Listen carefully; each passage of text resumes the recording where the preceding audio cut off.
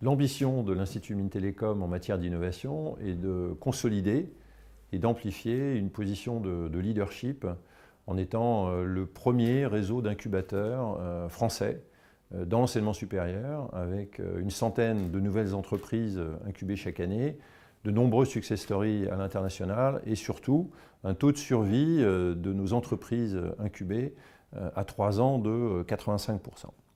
Les objectifs qui finalement vont permettre de transformer cette ambition en réalité constituent de manière la plus simple du monde une déclinaison de la stratégie de l'Institut Mines-Télécom entre 2018 et 2022 à l'innovation.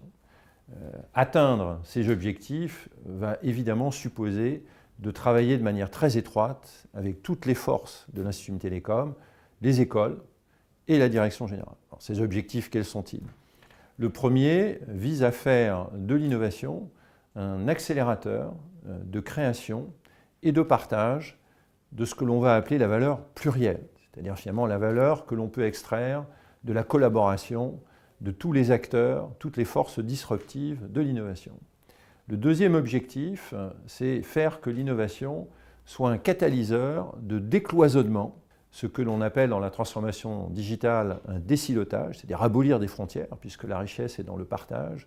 Donc un décloisonnement de manière à libérer les énergies transversales entre nos grandes missions, entre la formation, la recherche, la valorisation, l'innovation évidemment, entre les écoles, entre les disciplines, entre les métiers, ceci de manière très ouverte, en connexion avec les écosystèmes extérieurs, qu'ils soient régionaux, nationaux ou internationaux.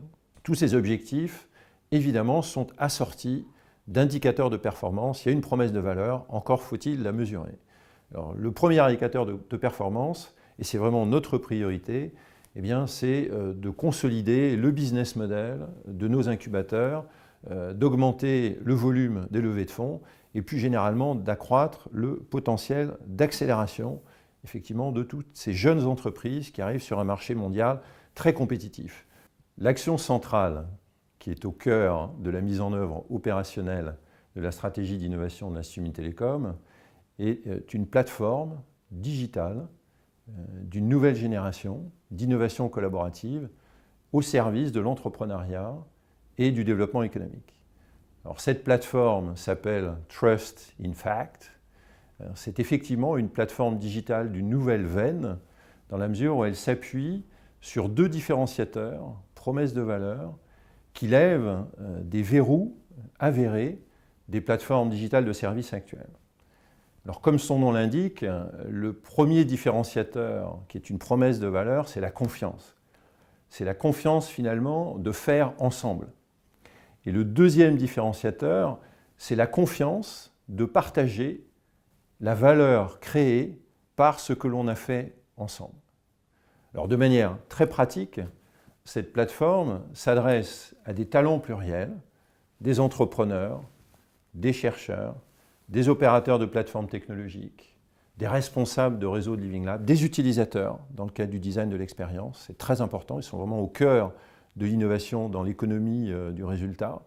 Et en face, des financeurs, eux aussi pluriels, puisqu'on va trouver des fonds d'investissement capitalistiques, des grands comptes, des ETI, des guichets collaboratifs, plus généralement, effectivement, toutes les sources de financement. Tous ces acteurs, finalement, de l'innovation collaborative, qui sont des forces disruptives de l'innovation, vont avoir des comptes sur la plateforme, authentifiés, sécurisés. Et pratiquement, ils vont pouvoir faire 3 types d'actions. Premier type d'action, ça va être une mise en relation sur mesure entre les talents pluriels et les financeurs. Mise en relation sur tout type de besoins, tout type de demande. C'est une des grandes originalités de la plateforme. 2 types d'actions, c'est être capable de mettre en œuvre, une fois qu'une mise en relation a été faite, ce que l'on va appeler de la co-création protégée. C'est-à-dire que finalement, les actifs que vont partager les talents eh bien, soient protégés, typiquement en conformité au futur règlement sur les données personnelles, ce qu'on appelle le GDPR, qui va rentrer en vigueur fin mai 2018. Également les aspects de propriété intellectuelle. Et du côté des investisseurs, des financiers, ça va être la garantie que l'offre plurielle qui leur est faite pour répondre à leurs besoins a une caution qui est faite par des champions de l'industrie, voire des établissements d'enseignement supérieur qui ont une réputation mondiale. Alors de manière très pratique, cette caution, cette confiance est garantie par une blockchain de manière native qui va notariser, horodater, enregistrer toutes les contributions, finalement, les activités qui ont eu sur cette plateforme. Et deuxièmement, l'hébergement de l'activité de la plateforme se fait sur une plateforme qui s'appelle TerraLab, qui bénéficie déjà d'un label européen de confiance. Alors, troisième type d'activité sur la plateforme, et non la moindre, eh bien, c'est que la plateforme va jouer un rôle d'accélérateur, de création et de partage de la valeur transversale. La valeur transversale, c'est cette valeur très originale qu'on a beaucoup de mal finalement à extraire parce qu'elle est transversale à tous ces acteurs dont on a parlé tout à l'heure, entrepreneurs, les talents pluriels et les financeurs, et qui vont faire qu'à l'arrivée, ensemble, ils vont être capables de créer quelque chose qui n'existait pas avant, donc qui vaudra et qui aura beaucoup plus de sens que finalement ce que chacun va apporter, que ce soit différentes écoles, que ce soit des contributeurs, etc.